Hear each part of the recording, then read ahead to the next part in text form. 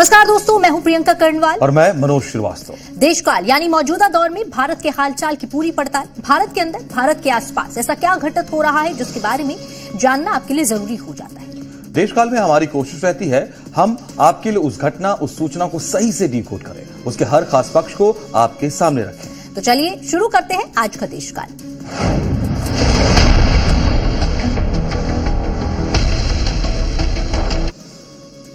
देशकाल में आज हम सबसे पहले बात करेंगे यूपी की राजधानी लखनऊ में लव जिहाद और धर्मांतरण वाले खेल की। बलरामपुर आपको याद ही होगा, छांगुर बाबा को आप भूले नहीं होंगे। धर्मांतरण के गंभीर आरोपों को लेकर उन पर जिस तरह से एक्शन हुआ, जैसे छांगुर पर सीएम योगी का कहर टूटा। एक बार को लगा धर्मांतरण गैंग अब यूपी से तौबा कर लेंगे, लेकिन नहीं, धर्मांतरण गैंग कहां मानने वाला है। उनकी हिम्मत देखिए, लव जिहाद और धर्मांतरण का नया सेंटर राजधानी लखनऊ में बना डाला। लखनऊ के बड़े सरकारी अस्पताल केजीएमयू में धर्मांतरण गैंग के खुलासे से हड़कंप मच गया। लोगों के लिए इस खबर पर यकीन करना मुश्किल हो रहा है, लेकिन इस मामले में जिस तरह के खुलासे हो रहे हैं वो गंभीर हैं। इसे लेकर सीएम योगी भी एक्शन मोड में आ चुके हैं। सीएम योगी ने पीड़िता से खुद फोन पर बात की है। आरोपी डॉक्टर के खिलाफ सख्त धाराओं के तहत एफआईआर दर्ज की जा चुकी है। पीड़िता भी डॉक्टर है, आरोपी भी डॉक्टर है। कैसे इस कड़ी में कुछ और डॉक्टर्स के नाम जुड़ने वाले हैं। दिल्ली धमाका केस के बाद कैसे ये मामला एक बार फिर डॉक्टर के पेशे पर दाग लगाने वाला है, जानेंगे, समझेंगे। देशकाल की दूसरी स्टोरी में हम बांग्लादेश हिंसा से जुड़े बड़े अपडेट आपके सामने रखेंगे। बांग्लादेश के हालात दिनों दिन बिगड़ते चले जा रहे हैं। साफ तौर पर ऐसा लगता है एक साजिश के तहत बांग्लादेश में होने वाले चुनाव को बाधित किया जा रहा है। बांग्लादेश और भारत के बीच की खाई को और चौड़ा किया जा रहा है और सबसे बुरे हालात वहां रहने वाले हिंदुओं के साथ दूसरे अल्पसंख्यकों के हैं, जो इस हिंसा की आग में सबसे ज्यादा झुलस रहे हैं। आप सोचिए कट्टरपंथियों की क्या मंशा है। क्रिसमस से ठीक पहले चर्चों को निशाना बनाया गया, चर्च पर बम फेंके गए। चुनावी तैयारियों के बीच 17 साल बाद वहां की राजनीति में बीएनपी नेता तारिक रहमान की वापसी हुई, लेकिन ये किसी बड़े और बेहतर बदलाव की उम्मीद नहीं जगाती है। तारिक का भव्य स्वागत, लाखों समर्थकों की भीड़, सियासी ताकत का दिखावा, ये सब तब हो रहा है जब देश हिंसा से कराह रहा है। पिछले 2 हफ्तों से जारी हिंदू विरोधी हिंसा पर अब तक बीएनपी की तरफ से कोई सख्त बयान नहीं आया है, न ही कोई शांति की अपील। यही वजह है अब सवाल उठ रहे हैं, तारिक की एंट्री शांति का रास्ता खोलेगी या कट्टरता को और बढ़ावा देगी। देशकाल की तीसरी स्टोरी में बात होगी उसी पुरानी बहस की, बाहर का खाना वर्सेस घर का खाना। एक तरफ सेहत का खजाना, दूसरी तरफ स्वाद के चक्कर में सेहत गंवाना। अजीब सी बात है, पहले हम भरपेट दाल चावल खाते थे, स्वस्थ शरीर के साथ आराम से जीते थे, लेकिन अब हम भारतीयों के खान पान में बड़े बदलाव के संकेत सामने आ रहे हैं। दाल चावल की जगह बिरयानी लेता जा रहा है। लोगों में बाहर का खाना खाने का ट्रेंड बढ़ता जा रहा है। भारतीय थाली से दाल चावल रोटी दूध दही का चलन गायब सा होता जा रहा है। भागदौड़ भरी जीवन शैली, समय बचाने की होड़ में रेडी टू ईट फूड का चलन बढ़ गया है, जिसने पारंपरिक मौसमी और पौष्टिक भोजन को हाशिए पर धकेल दिया है। फूड की होम डिलीवरी करने वाली प्रमुख कंपनी स्विगी ने साल 2025 की जो सालाना रिपोर्ट जारी की है वो चौंकाने वाली है। आज हम खान पान के बदलते पैटर्न और भारतीय थाली से गायब होते देसी खाने की वजहों का विश्लेषण करेंगे। तो इन बहुत ही महत्वपूर्ण ये हमने आज विषय लिए हैं और इसका विश्लेषण आपके सामने रखने जा रहे हैं। शुरुआत करते हैं पहली स्टोरी से। उत्तर प्रदेश में एक बार फिर धर्मांतरण के एक बड़े सेंटर को लेकर बड़ा खुलासा हुआ है और ये कहीं और नहीं, राजधानी लखनऊ में मौजूद है। मुख्यमंत्री आवास से महज 7 किलोमीटर के करीब लखनऊ के सबसे बड़े सरकारी अस्पताल केजीएमयू में धर्मांतरण गैंग के खुलासे से हड़कंप मचा हुआ है। लोगों के लिए इस खबर पर यकीन करना मुश्किल हो रहा है। इतनी हिम्मत धर्मांतरण गैंग कैसे कर सकता है, जबकि उत्तर प्रदेश के मुख्यमंत्री योगी आदित्यनाथ एक बार नहीं, बार बार, एक मंच से नहीं, कई मंचों से ये बात बता चुके हैं, सख्त लहजों में समझा चुके हैं। यूपी में झूठ फरेब से, धोखेबाजी से, जबरदस्ती धर्मांतरण का खेल नहीं चलेगा। हिंदू बहन बेटियों की इज्जत से खिलवाड़ करने वालों को बिल्कुल भी बख्शा नहीं जाएगा।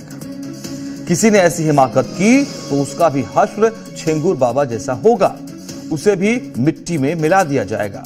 अपराध और अन्याय के खिलाफ ऐसे सख्त शब्दों का इस्तेमाल सीएम योगी की पहचान बन चुकी है। यह बात यूपी ही नहीं, देश का हर शख्स जानता है। देश के दूसरे हिस्सों में भी ऐसी वारदात होती है, तो डिमांड योगी के बुलडोजर की ही होती है। ऐसे में माहौल केजीएमयू में धर्मांतरण गैंग का सक्रिय हो जाना अस्पताल प्रशासन को भी अचंभित कर रहा है। वो भी इस मानने को इसे तैयार नहीं है और वो भी बिना जांच के किसी बड़े एक्शन से इनकार कर रहे हैं, जबकि डॉक्टर एसोसिएशन इस पूरे मसले को लेकर गंभीर है। सबसे पहले हम आपको डॉक्टर्स और केजीएमयू के वीसी की मुलाकात का वीडियो दिखाने जा रहे हैं, जिससे आपको अस्पताल प्रशासन के रवैये का साफ साफ पूरा अंदाजा हो जाएगा। वाइस चांसलर ऑफिस में बात आई तो 1.5 से 2 दिन में सब निपट गया। उससे पहले पैथोलॉजी विभाग में कौन लोग हैं सर? ये इसको जांच के बिंदु में बिल्कुल मजबूती होना चाहिए ना, तुरंत डाल दिया जाएगा। और आप कल्पना करिए कि यदि वहीं पर आपके बात सामने आ जाती तो क्या इतना बड़ा ये होहल्ला होता है? सही, आपकी बात से सहमत है। हो सकता है मेरी बात सही लगे, ये कैसे ये सब बातें कह रहे हैं? ये बात आपकी मान ली गई, इसको हम लोग जांच में डाल दे रहे हैं। और बताइए, यदि ये कर दिए होते सर, ये इतना बड़ा मामला नहीं बनता। उन निकृष्ट लोगों ने जिनके अंदर संवेदनशीलता नहीं है, हमारी भी तो बेटियां हैं। आपने भी अभी ये कहा कि ये प्रकरण डीसी मैडम के यहाँ जानबूझ के नहीं आने दिया गया, अब आ गया है। तो अब आपकी मांग यही है ना कि जिन लोगों ने 4 दिन रोका और जिन लोगों ने इसको दबाने का प्रयास किया, इसी तरह उस पर कार्रवाई हो। आज भी जो लोग कर रहे हैं, आज भी जो लोग कर रहे हैं, आज भी जो लोग कर रहे हैं, तो कार्रवाई के लिए हम लोग आपको आश्वासन देते हैं कि हम लोग जांच करके कार्रवाई करेंगे और आपको बुला के और सर मेन इशू ये नहीं है। एक और बात, मैं थोड़ा गहरी बात कर रहा हूँ। अल फलाह यूनिवर्सिटी का जैसे मामला था, वो एमबीबीएस स्टूडेंट है, या जो महिला पकड़ी गई वो जीएसवीएम में एसोसिएट प्रोफेसर। देखिए, आज जो मीडिया में और सोशल मीडिया में पैथोलॉजी विभाग के एक शिक्षक के बारे में और यूईडी के शिक्षक के बारे में जो समाचार प्रचारित किया जा रहा है, मैं केजीएमयू की तरफ से स्पष्ट करना चाहता हूं कि हमारे पास इसके समर्थन में कोई भी साक्ष्य नहीं है। तो हम लोग इसकी जल्द से जल्द जांच कराकर जो भी नियम अनुसार कार्रवाई होगी वो बहुत जल्द जांच करा के वो कार्रवाई अगर सत्य पाया जाता है तो निश्चित रूप से कार्रवाई होगी। लेकिन मामला इतना सरल और सीधा दिखता नहीं जितना वीसी साहब दिखाने और समझाने की कोशिश कर रहे हैं। आरोप बड़े हैं, आरोप गंभीर हैं। धर्मांतरण गैंग चलाने का आरोप अस्पताल के किसी छोटे मोटे कर्मचारी पर नहीं, आरोप पैथोलॉजी विभाग के अध्यक्ष यानी एचओडी वाहिद अली पर लग रहा है। यह आरोप कौन लगा रहा है, यह भी देखिए। आरोप लगा कौन रहा है? आरोप अस्पताल में ही काम करने वाले कर्मचारी लगा रहे हैं, डॉक्टर्स लगा रहे हैं। इस पूरे मामले में जो पीड़िता है, जिसकी शिकायत सामने आने के बाद मामला खुला, धर्मांतरण के खेल का पता चला, वो महिला डॉक्टर भी इसी अस्पताल में काम करती है। तो मोटे तौर पर देखें तो ये राजधानी लखनऊ में धर्मांतरण का बड़ा खेल दिखता है, जिसके तहत केजीएमयू जैसे सूबे के एक बड़े और प्रतिष्ठित अस्पताल को निशाना बनाया गया। लव जिहाद और फिर धर्मांतरण की साजिश सामने आ रही है। इस खेल के पीछे जो बड़ा नाम सामने आ रहा है वो पैथोलॉजी विभाग के हेड वाहिद अली का है और इस संबंध में डॉक्टर एसोसिएशन की तरफ से भी वीसी को शिकायत सौंपी गई। पैथोलॉजी विभाग में ही इस्लामिक तकरीर का आरोप भी लग रहा है। लव जिहाद का आरोपी रमीज मलिक फरार है, जिस पर महिला के साथ 2 शादी के बावजूद संबंध बनाने का आरोप है। लव जिहाद और धर्मांतरण का मुख्य आरोपी रमीज मलिक भी केजीएमयू में डॉक्टर ही है, जो अभी तक फरार है। वो बेशक सीन से गायब है, लेकिन उसका गैंग अभी भी लखनऊ में एक्टिव है, जो लगातार पीड़िता को धमका रहा है, चुप रहने का दबाव बना रहा है। लेकिन शायद वो भूल रहे हैं सूबे में सीएम योगी ऐसे मामलों में सुपर एक्टिव रहते हैं। सीएम योगी ने खुद पीड़िता से फोन पर बात की है, उसे इंसाफ का भरोसा दिया है। मामला गरमाया हुआ है। केजीएमयू धर्मांतरण का मामला लगातार बढ़ता जा रहा है और जब से लोगों को धर्मांतरण के नए सेंटर का पता चला है, हिंदू संगठन और समाज से जुड़े लोग जगह जगह विरोध प्रदर्शन कर रहे हैं। सियासी और धार्मिक लोगों की प्रतिक्रिया इस मसले पर लगातार आ रही है। तो हेल्थ सेक्टर से जुड़े लोगों के लिए भी ये बड़ा झटका है। वो भी अपने अपने तरीके से इसके विरोध में अपना मत देश के सामने रख रहे हैं। हर किसी को यह ट्रेंड परेशान कर रहा है, डरा रहा है। दिल्ली धमाके के बाद इन कट्टरपंथियों की वजह से एक बार फिर उनके प्रोफेशन पर दाग लगता नजर आ रहा है। आरोपी डॉक्टर रमीज मलिक केजीएमयू में पैथोलॉजी विभाग में 2nd ईयर का जूनियर रेजिडेंट डॉक्टर है। पीड़िता महिला डॉक्टर भी केजीएमयू में एमडी पैथोलॉजी की पढ़ाई कर रही है। 17 दिसंबर को उसने दवा की ओवरडोज लेकर सुसाइड की कोशिश की। उसे गंभीर हालत में केजीएमयू ट्रॉमा सेंटर में भर्ती कराया गया। तब जाकर डॉक्टर रमीज के इस लव जिहाद वाले खेल का पर्दाफाश हुआ। धर्मांतरण के लिए लड़कियों पर दबाव डालने वाला ये बहरूपिया लड़कियों को अपनी झूठी बातों में फंसाता था। शादी का झांसा देकर अस्पताल में काम करने वाले हिंदू लड़कियों को निशाना बनाता था। डॉक्टर रमीज शादीशुदा होकर भी खुद को कुंवारा बताता था, जबकि उसकी पहले 2 शादियां हो चुकी हैं। इसी साल फरवरी में ही उसने एक हिंदू लड़की से धर्म परिवर्तन कराकर शादी की थी। अब तीसरी रेजिडेंट डॉक्टर के धर्मांतरण की तैयारी में था, लेकिन उसका झूठ बेनकाब हो गया। उसका लव जिहाद वाला खेल सबके सामने आ गया। महिला डॉक्टर के परिजनों ने मुख्यमंत्री जनसुनवाई पोर्टल और राज्य महिला आयोग में शिकायत दर्ज करवाई, जिसे आधार बनाकर रेजिडेंट डॉक्टर रमीज मलिक के खिलाफ लखनऊ के चौक थाने में यौन शोषण, धर्म परिवर्तन समेत अन्य धाराओं के तहत एफआईआर दर्ज की गई है। केजीएमयू के अंदर ऐसा मामला सामने आने के बाद मानो भूचाल सा आ गया है। माहौल लगातार गर्माता जा रहा है। जगह जगह डॉक्टर रमीज मलिक के खिलाफ विरोध प्रदर्शन हो रहे हैं। हिंदू समाज की कड़ी प्रतिक्रिया सुनने को मिल रही है और इस पूरे मसले पर पंडित धीरेन्द्र शास्त्री का रिएक्शन भी सामने आया। उन्होंने धर्मांतरण को कैंसर से ज्यादा खतरनाक बताया है। भारत में कैंसर से ज्यादा खतरनाक मतांतरण और धर्मांतरण है। इसके लिए समस्त सनातनी और हिंदू परंपरा के लोग कार्य कर रहे हैं। हम भी करेंगे। वह एकजुटता जब तक धर्मांतरण के 3 कारण हैं: अशिक्षा, अंधविश्वास, आर्थिक तंगी। तो जो समृद्ध हिंदू हैं उन्हें तीनों सिद्धांतों से हिंदुओं को पुष्ट करना पड़ेगा। जो बहुत समृद्ध हिंदू हैं, जो निम्न हिंदू हैं, जिनकी आर्थिक तंगी है, वो धर्मांतरण के प्रति बहुत जल्दी लालच में आ जाते हैं। अशिक्षा यानी जागृति की आवश्यकता है। अंधविश्वास फैलाकर पूजा पाठ के नाम पर वो लोग मतांतरण करवाते हैं। हम पूजा पाठ के विरोधी नहीं हैं, हम पूजा पाठ के नाम पर धर्मांतरण के विरोधी हैं।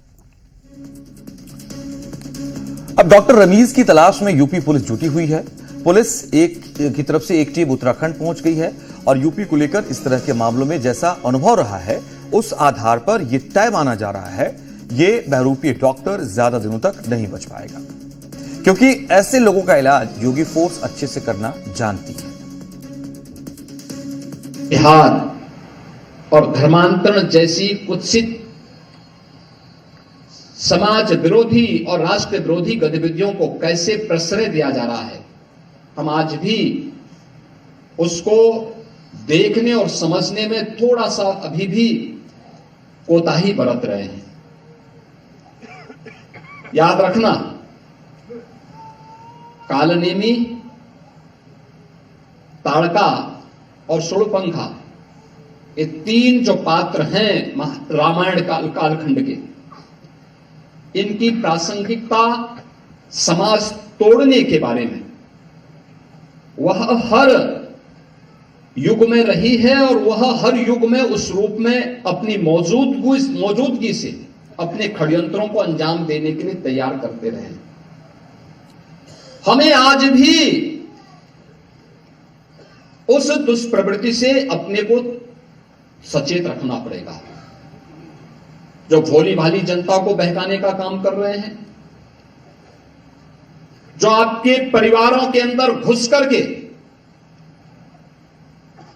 हिंदू बेटियों के साथ छल कपट करके, प्रपंच करके, खिलवाड़ करके करने का कुत्सित कार्य कर रहे हैं। आपने अभी देखा होगा कैसे छद्म नाम पर ये लोग कार्य करते हैं। सीएम योगी अपने सूबे में बेटियों की सुरक्षा की 100% गारंटी देते हैं, जिससे सूबे में छेड़छाड़ तक करने वालों की खैर नहीं। इसके बावजूद ऐसा हुआ, वो भी राजधानी में। एक्शन का दौर जारी है।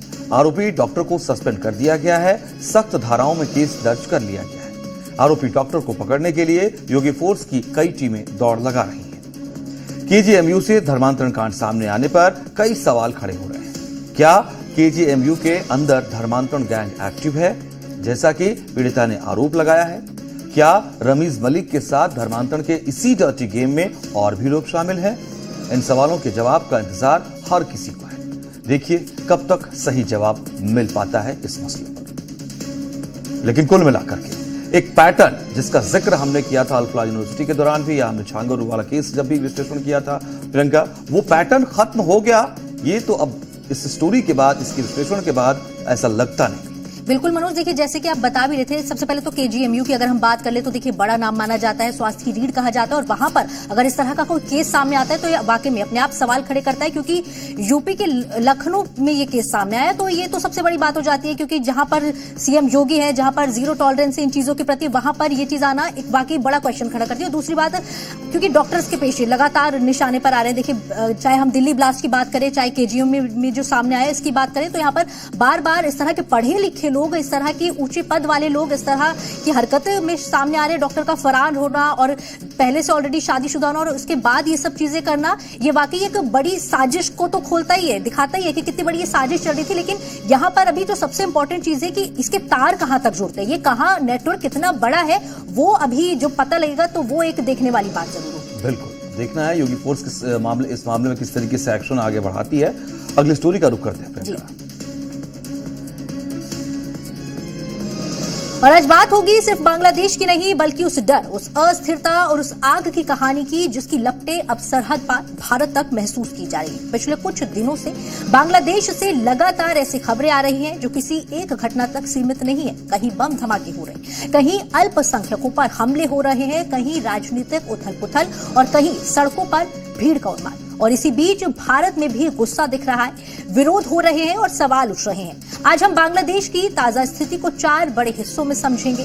सबसे पहले ढाका में चर्च के पास हुए बम धमाके की सच्चाई, उसके बाद बांग्लादेश की राजनीति में 17 साल बाद हुई तारिक रहमान की एंट्री, फिर भारत में दिए गए एक विवादित बयान का एनालिसिस और आखिर में नोएडा, ग्रेटर नोएडा में हुए प्रदर्शन की पूरी तस्वीर आपके सामने रखेंगे। तो सबसे पहले बात करते हैं ढाका के उस धमाके की जिसने क्रिसमस से ठीक एक दिन पहले पूरे देश को हिला दिया। बुधवार की शाम करीब 7 बजे राजधानी ढाका के मोग बाजार इलाके में एक पेट्रोल बम फ्लाईओवर से नीचे फेंका गया।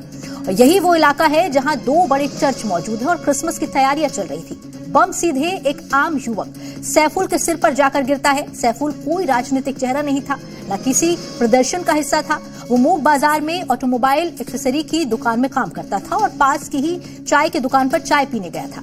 प्रत्यक्षदर्शियों के मुताबिक धमाका इतना तेज था कि सैफुल का सिर मौके पर ही बुरी तरह फट गया और उसकी वहीं मौत हो गई। चाय बेचने वाले फारूक ने बताया कि वो कप धोने गया था, तभी जोरदार धमाका हुआ और जब पलटकर देखा तो सैफुल जमीन पर लहूलुहान पड़ा था। पुलिस की शुरुआती जांच में सामने आया है कि बम फ्लाईओवर से फेंका गया था और सीसीटीवी फुटेज खंगाले जा रहे हैं। सवाल ये नहीं है कि सैफुल की मौत कैसे हुई, सवाल ये है कि ये धमाका क्यों हुआ और किस संदेश के लिए हुआ। क्रिसमस से ठीक पहले चर्च के पास एक आम नागरिक को निशाना बनाना क्या सिर्फ संयोग है या डर फैलाने की साजिश है? इस घटना के बाद बांग्लादेश में डर और असुरक्षा की भावना और गहरी हो गई है। जमात इस्लामी के अमीर शफीकुर रहमान ने भी इस हमले की निंदा की और इसे देश को अस्थिर करने की कोशिश बताया। लेकिन आम लोगों के मन में सवाल अब भी कायम है। जब एक आम नागरिक इस तरह मारा जाता है और जांच सिर्फ सीसीटीवी तक सीमित रह जाती है तो भरोसा टूटता है। ये वही भरोसा है जो बांग्लादेश में पिछले कुछ हफ्तों से लगातार कमजोर हो रहा है, खासकर तब जब अल्पसंख्यक समुदाय खुद को असुरक्षित महसूस कर रहा है। कि नरसंहार उसको कहते हैं, एक कम्युनिटी को उसके हिंदू या मुसलमान होने के बेस पर उसको मारा जाए। अब इस कहानी का दूसरा और सबसे संवेदनशील हिस्सा, बांग्लादेश की राजनीति में तारिक रहमान की वापसी। पिछले 2 हफ्तों से बांग्लादेश हिंदू विरोधी हिंसा की खबरों से जूझ रहा है। कहीं हिंदुओं के घर जलाए जा रहे हैं, कहीं मंदिरों को नुकसान पहुंचाया जा रहा है, कहीं लिंचिंग और हत्याओं की खबरें सामने आ रही हैं। इसी माहौल में 17 साल बाद बांग्लादेश नेशनलिस्ट पार्टी के कार्यकारी अध्यक्ष तारिक रहमान की वापसी होती है। तारिक रहमान पूर्व प्रधानमंत्री खालिदा जिया का बेटा है और बांग्लादेश की राजनीति में लंबे समय से क्राउन प्रिंस उन्हें कहा जाता है। 2007 में देश विरोधी गतिविधियों और भ्रष्टाचार के आरोप लगे थे और 18 महीने जेल में रहने के बाद 2008 में जमानत मिलने के बाद इलाज के बहाने वो लंदन चले गए। तब से देश से बाहर थे। अब सवाल यह है कि जब बांग्लादेश हिंसा की आग में जल रहा है तब तारिक रहमान की ये भव्य वापसी क्या संकेत देती है? ढाका एयरपोर्ट से लेकर सिलहट तक लाखों समर्थकों की भीड़, भव्य स्वागत और राजनीतिक ताकत का प्रदर्शन, ये सब ऐसे समय में हुआ जब देश में शांति सबसे बड़ी जरूरत है। बीएनपी कहती है कि तारीख की वापसी फरवरी 2026 में होने वाले चुनावों की तैयारी का हिस्सा है और इससे राजनीतिक स्थिरता आएगी। लेकिन 2 हफ्ते से जारी हिंदू विरोधी हिंसा पर ना तो बीएनपी की तरफ से कोई सख्त बयान आया, ना ही कोई स्पष्ट अपील की गई। और यही वजह है कि सवाल उठ रहे हैं कि क्या तारिक रहमान की एंट्री शांति का रास्ता खोलेगी या कट्टरता को और बढ़ावा देगी। जिस भीड़ ने उनका भव्य स्वागत किया, वही भीड़ पिछले दिनों हिंसक अभियानों में देखी गई। और यही वजह है कि बांग्लादेश का भविष्य इस वक्त एक बड़े सवाल के घेरे में खड़ा हो जाता है। और अब बात करते हैं भारत में उठे उस बयान की जिसने इस पूरे मुद्दे को और भड़का दिया। ऑल इंडिया इमाम एसोसिएशन के अध्यक्ष मौलाना साजिद रशीदी ने बांग्लादेश में हिंदुओं पर हो रहे हमले को लेकर विवादित बयान दिया। उन्होंने कहा कि 10 से 12 हिंदुओं की हत्या को टारगेट किलिंग या जनसंहार नहीं कहा जा सकता। उन्होंने भारत में मुसलमानों पर हमलों का जिक्र करते हुए कहा कि यहाँ भी जय श्री राम के नारे लगाकर मुसलमानों को मारा जाता है, लेकिन उसे भी जनसंहार नहीं कहा जा सकता। साथ ही उन्होंने बांग्लादेश की हिंसा को बेरोजगारी और महंगाई के विरोध से जोड़ दिया। और ये बयान सिर्फ एक राजनीतिक या धार्मिक टिप्पणी नहीं है, बल्कि उस सोच को दिखाता है जिसमें हिंसा को आंकड़ों में तौला जाता है। सवाल यह है कि क्या किसी की मौत मजहब देखकर छोटी या बड़ी हो जाती है, या अल्पसंख्यकों की जान सिर्फ एक आंकड़ा बनकर रह जाती है। ऐसे बयान न सिर्फ संवेदनहीन है, बल्कि समाज में पहले से मौजूद दरार को और गहरा करते हैं। और अब आते हैं खबर के आखिरी हिस्से पर, जहां बांग्लादेश की घटनाओं का असर भारत की सड़कों पर साफ दिखाई दिया। नोएडा और ग्रेटर नोएडा में बांग्लादेश में हिंदुओं पर हो रहे कथित अत्याचारों के खिलाफ जोरदार प्रदर्शन हुआ। विश्व हिंदू परिषद, बजरंग दल, दुर्गा वाहिनी, राजपूत करणी सेना समेत कई हिंदू संगठनों और बड़ी संख्या में आम नागरिकों ने सड़कों पर उतरकर विरोध दर्ज कराया। ग्रेटर नोएडा के एलजी चौक पर बांग्लादेश का पुतला फूंका गया, नारेबाजी हुई और भारत सरकार से सख्त कार्रवाई की मांग की गई। प्रदर्शनकारियों ने कहा है कि बांग्लादेश में सनातनी हिंदुओं के घर और कॉलोनियों को निशाना बनाया जा रहा है और निर्दोष लोगों की हत्याएं हो रही। उन्होंने सरकार को 10 जनवरी तक का समय देते हुए चेतावनी दी कि अगर कोई ठोस कदम नहीं उठाया गया तो बांग्लादेश दूतावास के सामने बड़ा प्रदर्शन किया जाएगा। नोएडा स्टेडियम से डीएम चौराहे तक निकाली गई रैली में हजारों लोग शामिल हुए और मोहम्मद यूनुस का प्रतीकात्मक पुतला भी फूंका गया। भारी भीड़ को देखते हुए पुलिस को सुरक्षा के कड़े इंतजाम करने पड़े। और अब बड़ा सवाल यही है कि बांग्लादेश किस दिशा में जा रहा है। क्या ये देश शांति और स्थिरता की ओर बढ़ेगा या राजनीति और कट्टरता की आग में और अभी झुलसने वाला है। ढाका में बम धमाका, अल्पसंख्यकों पर हमले, तारिक रहमान की वापसी और भारत में दिए गए विवादित बयान और नोएडा की सड़कों पर दिखा गुस्सा, ये सब अलग अलग घटनाएं नहीं है, बल्कि एक ही कहानी के अलग अलग अध्याय हैं। एक ऐसी स्टोरी जिसमें अगर समय रहते सही फैसले नहीं लिए गए तो उसके नतीजे सिर्फ बांग्लादेश तक सीमित नहीं रहेंगे, क्योंकि इतिहास गवाह है कि जब आग भड़कती है तो वो सरहद नहीं देखती। महान वैज्ञानिक और सिकंदर के गुरु अरस्तू ने कहा था, एक स्वस्थ शरीर में एक स्वस्थ मस्तिष्क का निवास होता है। यानी शरीर शुद्ध होगा तो मन भी शांत रहेगा और बेहतर सोच विकसित होगी, जिसका सीधा असर स्वयं और समाज के निर्माण में होगा। लेकिन आज की भागदौड़ भरी जिंदगी में शरीर को स्वस्थ रखने वाला खान पान ही अशुद्ध होता जा रहा है। भारतीय थाली से दाल, चावल, रोटी, दूध, दही का चलन गायब सा होता जा रहा है। भागदौड़ भरी जीवन शैली, समय बचाने की होड़ में रेडी टू ईट फूड का चलन बढ़ गया, जिसने पारंपरिक, मौसमी और पौष्टिक भोजन को हाशिए पर धकेल दिया, जिससे पोषक तत्वों की कमी हो रही है और विभिन्न क्षेत्रीय व्यंजन भी विलुप्त होते जा रहे हैं, जो एक अलार्मिंग सिचुएशन है। क्योंकि फूड की होम डिलीवरी करने वाली प्रमुख कंपनी स्विगी ने साल 2025 की जो सालाना रिपोर्ट जारी की है, वो चौंकाने वाला है। वो साफ संकेत दे रहा है कि भारत के लोग देसी खाना से दूर हो रहे हैं। उन्हें हैवी डाइट वाले फूड का जायका ज्यादा पसंद आ रहा है। रिपोर्ट के मुताबिक साल 2025 में लोगों ने 9.3 करोड़ बिरयानी ऑर्डर की, जबकि पूरे साल में 4.01 करोड़ रुपए का पिज्जा ऑर्डर कर दिया। यह बता रहा है लोगों को घर की बजाय बाहर का खाना ज्यादा पसंद आ रहा है।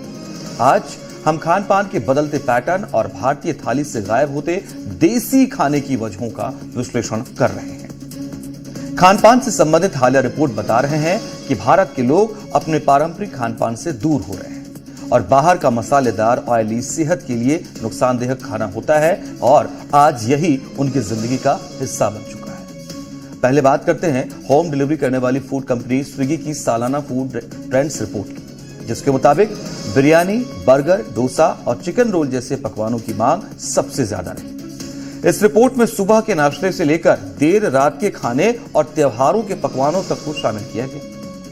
यह रिपोर्ट दिखाती है कि 2025 में भारत के लोगों की खाने की आदतें कैसी रही हैं, है ना, इसको समझिए। इसी के मुताबिक साल 2025 में लोगों ने बिरयानी को अपनी पहली पसंद बनाया। बिरयानी खाने के मामले में पिछली सालाना रिपोर्ट के ही मुताबिक इस साल भी पहला स्थान हासिल किया। बिरयानी की बात हो रही है।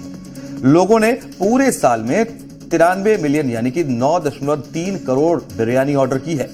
इसका मतलब है हर मिनट 194 बिरयानी ऑर्डर और हर सेकंड 3.25 बिरयानी खाई।